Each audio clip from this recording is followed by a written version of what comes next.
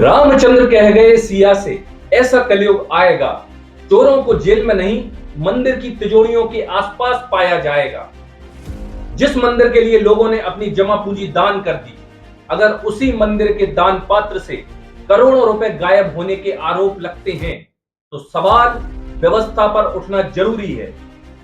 दोस्तों, अयोध्या का राम मंदिर सिर्फ एक इमारत नहीं है, यह करोड़ों लोगों की आस्था का प्रतीक है। लेकिन आज चर्चा मंदिर की भव्यता की नहीं, बल्कि दान पात्र, चढ़ावे और करोड़ों रुपए के कथित घोटाले के आरोपों की हो रही है। रिपोर्टों के मुताबिक जांच एजेंसियां मंदिर के चढ़ावे से जुड़े मामले की पड़ताल कर रही हैं।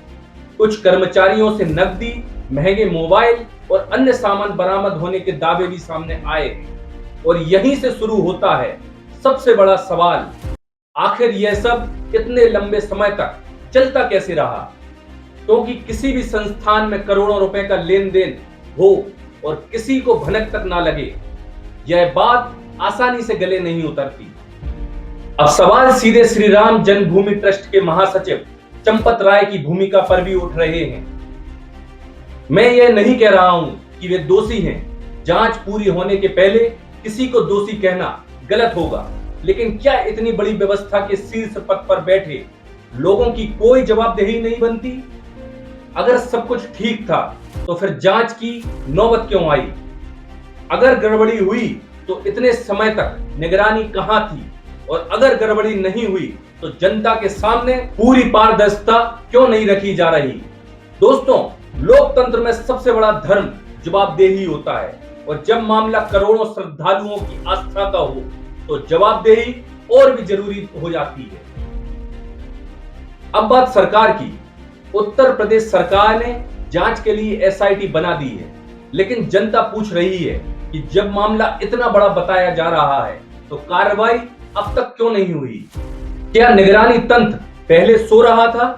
क्या सिस्टम को पहले कुछ दिखाई नहीं दिया? या फिर मामला सामने आने के बाद ही मशीनरी जागी? क्योंकि सरकार केवल मंदिर बनवाने का श्रेय नहीं ले सकती। अगर मंदिर की व्यवस्था में गड़बड़ी हुई है तो उसकी जिम्मेदारी भी सरकार की ही होगी। आखिर सुरक्षा, निगरानी और ऑडिट की व्यवस्था किसकी जिम्मेदारी थी? और अगर करोड़ों रुपए के कथित घोटाले की आशंका तक पैदा हो गई है तो यह केवल कुछ कर्मचारियों का मामला नहीं रह जाता, यह पूरे सिस्टम पर सवाल बन जाता है। सबसे दुखद बात, चोरी अगर हुई है तो केवल पैसों की नहीं हुई, चोरी हुई है श्रद्धा की। क्योंकि दान पात्र में गिरने वाला हर नोट सिर्फ कागज का टुकड़ा नहीं होता, उसमें किसी की मेहनत होती है, किसी की मजदूरी और पसीना, किसी बुजुर्ग की आस्था होती है। इसीलिए जांच निष्पक्ष होनी चाहिए। जो निर्दोष है उसका नाम साफ होना चाहिए।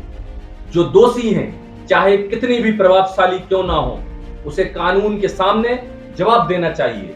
क्योंकि राम का नाम राजनीति से बड़ा है, पद से बड़ा है और किसी भी व्यक्ति से बड़ा है।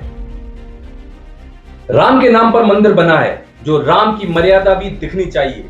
भक्तों से चढ़ावा लेना आसान है, लेकिन भक्तों को हिसाब देना असली राम राज्य की पहचान है।